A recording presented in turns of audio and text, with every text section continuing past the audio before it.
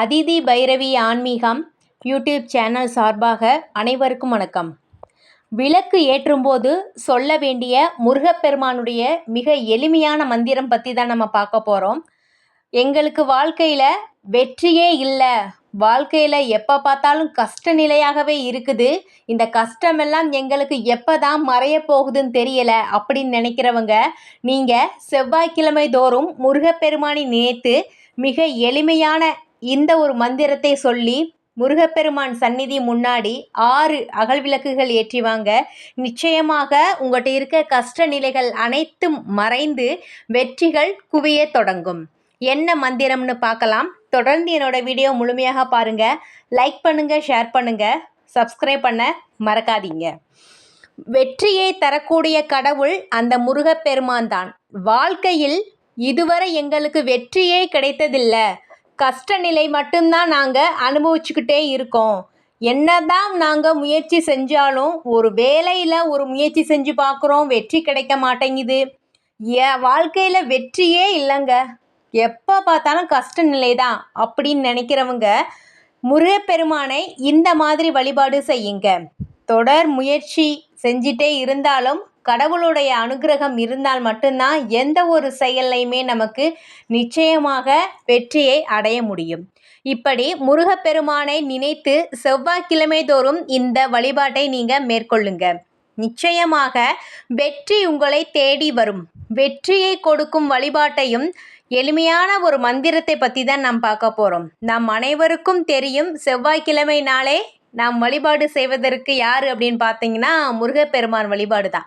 செவ்வாய்க்கிழமை முருகர் வழிபாடு செய்வதற்கு மிகச்சிறந்த நாள்னா செவ்வாய்க்கிழமை. செவ்வாய் ஹோரையில் ரொம்ப வெற்றி தரக்கூடிய அந்த நேரம்தான். செவ்வாய்க்கிழமை தோறும் வழிபாடு செய்வது வீடு கட்ட, கடன் சுமை குறைய, திருமணம் நடக்கிறதுக்கு, குழந்தை பேர் கிடைக்கிறதுக்கு, இதுக்கு எல்லாமே நாம் முருகப்பெருமானை மனமுருகி அனைவருமே வேண்டி வருவோம். அதே போல்தான் வெற்றி கிடைக்கவும் முருகர் வழிபாடு நமக்கு சொல்லப்பட்டிருக்கு. இப்படி ஒவ்வொரு நாளுமே நாம் தினமும் முருகரை வழிபட்டாலும் போதும், நிச்சயமாக நமக்கு கஷ்டநிலை மறைந்து வெற்றிகளை தருவார் முருகப்பெருமான். அப்படி எந்த மாதிரி வழிபாடு செய்யணும்னா, காலையிலே எந்திரிச்சிடணும். செவ்வாய்க்கிழமை காலை 6 மணியிலேருந்து 7 மணி வரை இருக்க அந்த நேரத்தில் உங்கள் வீட்டு பக்கத்தில் உள்ள கோயிலுக்கு போகணும். முருகன் கோயிலுக்கு போய் அங்கே போய் நீங்கள் விளக்கு போடணும். விளக்கு 6 விளக்காக இருக்கிறது மிக சிறப்பானது. அதில் நெய் விளக்கு ரொம்ப நல்லது. நெய் விளக்கு எங்களால் ஏற்ற முடியல அப்படின்னு நினைக்கிறவங்க நல்லெண்ணெய் ஊற்றி திரி போட்டு தீபம் ஏற்றி வாங்க.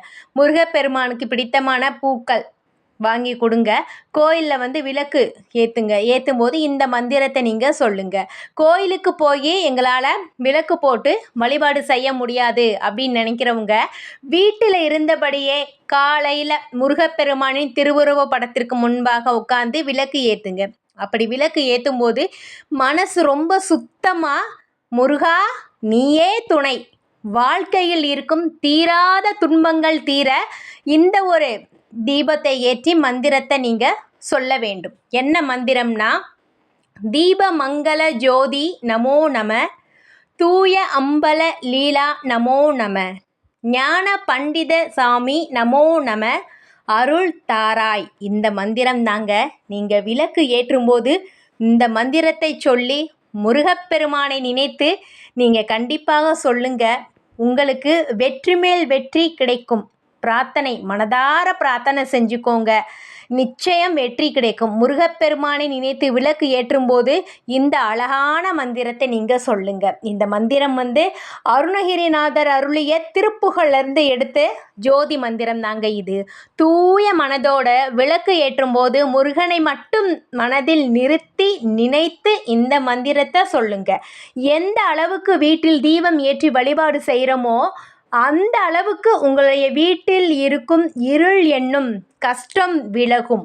நிச்சயமாக செவ்வாய்க்கிழமை மட்டுமல்லாமல் தினந்தோறுமே நீங்கள் இந்த மந்திரத்தை சொல்லி முருகப்பெருமான் படத்திற்கு முன்பாக விளக்கு ஏற்றி இந்த மந்திரத்தை நீங்கள் சொல்லுங்க.